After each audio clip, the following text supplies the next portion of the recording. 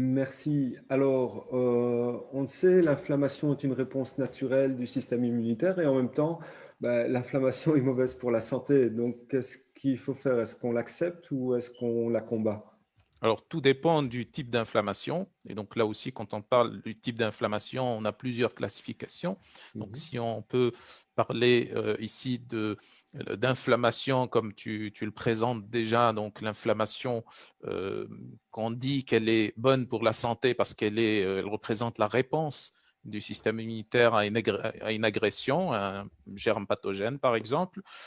Et on a l'inflammation qui est mauvaise pour les tissus, pour les organes, pour le fonctionnement du métabolisme. Donc, la première, en réalité, c'est la vraie réponse immunitaire à une infection, à une agression, à une vraie agression. Donc, c'est ce qu'on pourrait appeler l'inflammation de premier degré. Donc, quand on est infecté, on a toutes les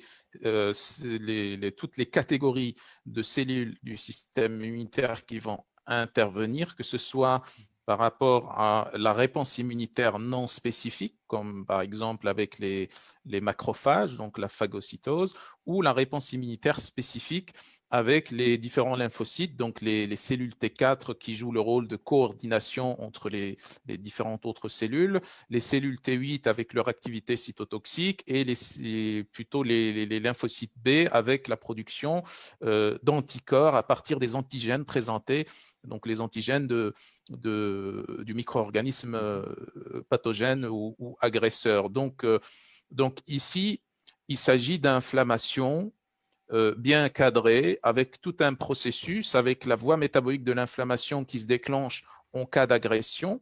Et donc ça, c'est une inflammation très importante et qu'il faut favoriser. Et je pense qu'on va parler des moyens qui permettent de favoriser cette inflammation.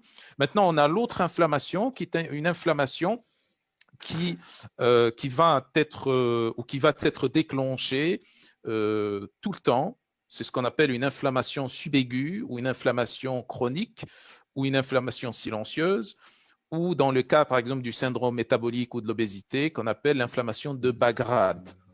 Donc, tous ces concepts, ils sont légèrement différents, mais c'est le même principe, c'est qu'on a une inflammation constante, et cette inflammation constante, elle n'a pas en réalité lieu d'être parce qu'on n'est pas face à une agression systématique d'un micro-organisme pathogène, c'est plutôt une inflammation qui va juste servir à détruire les tissus.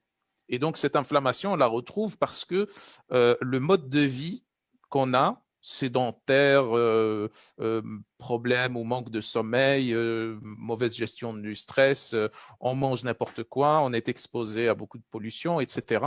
Donc, ce mode de vie fait que notre charge toxique augmente, et si notre charge toxique augmente, le système immunitaire va intervenir. Donc, si on réduit cette charge toxique, le système immunitaire va se calmer, et en se calmant, il va se renforcer et pouvoir ensuite bien agir au moment où il va y avoir une vraie infection. Donc, il faut distinguer ces deux types d'inflammation. L'inflammation de premier degré, donc celle dont on a vraiment besoin lorsque on est face à une agression extérieure, et l'inflammation subaiguë, chronique, silencieuse de bas grade qu'il faut éviter et qu'il faut diminuer à tout prix.